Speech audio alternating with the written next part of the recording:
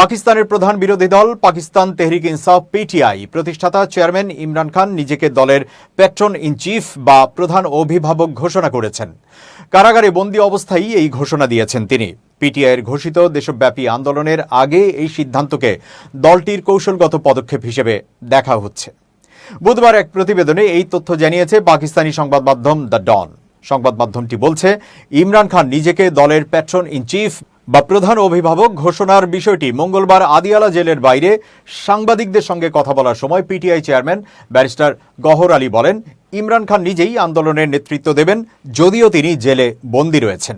দলের আন্দোলনের সময় দিক নির্দেশনা বিরোধী দলীয় নেতা ওমর আইয়ুব খানের মাধ্যমে দেওয়া হবে বলেও জানিয়েছেন তিনি।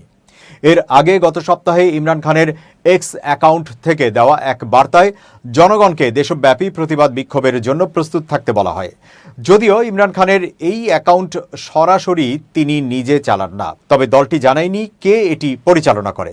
এদিকে তাকে পিটিআই চেয়ারম্যান পদ থেকে সরিয়ে দেওয়া হচ্ছে বলে যে গুজব ছড়িয়েছে সেটিও অস্বীকার করেছেন ব্যারিস্টার গহর। তিনি আরও বলেন, খাইবার পাখতুনখাওয়ার মুখ্যমন্ত্রী আলী আমিন গান্ডাপুর এই আন্দোলনের নেতৃত্ব দেবেন না, বরং বিভিন্ন নেতা ভিন্ন ভিন্ন দায়িত্বে থাকবেন।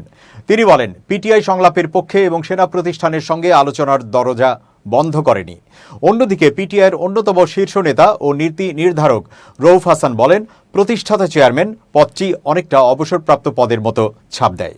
তাই Imran Khan patron in chief হিসেবে দায়িত্ব নেওয়ার সিদ্ধান্ত নিয়েছেন, যাতে বোঝানো যায় তিনি দলের মূল নেতা এবং সক্রিয়ভাবে নেতৃত্ব দিচ্ছেন। তবে তিনি সতর্ক করেন, এই সিদ্ধান্তের পর ইমরান খানকে আরও একঘরে রাখার চেষ্টা হতে পারে এবং তার উপর নতুন বিধিনিষেধ আরোপ হতে পারে। এছাড়া পাকিস্তানের জাতীয় পরিষদের সাবেক স্পিকার আসাদ কায়সারও ইমরান খানের এই সিদ্ধান্তকে সমর্থন জানিয়েছেন। তিনি বলেন, আইনি সীমাবদ্ধতার কারণেই ইমরান খান চেয়ারম্যান হতে পারছেন না। এ অবস্থায় প্যাট্রন ইন চিফ হওয়া অনেকটা রাহবার বা দিক নির্দেশক হওয়ার মতোই, যেমন একসময় খান আব্দুল ওয়ালি খান হয়েছিলেন।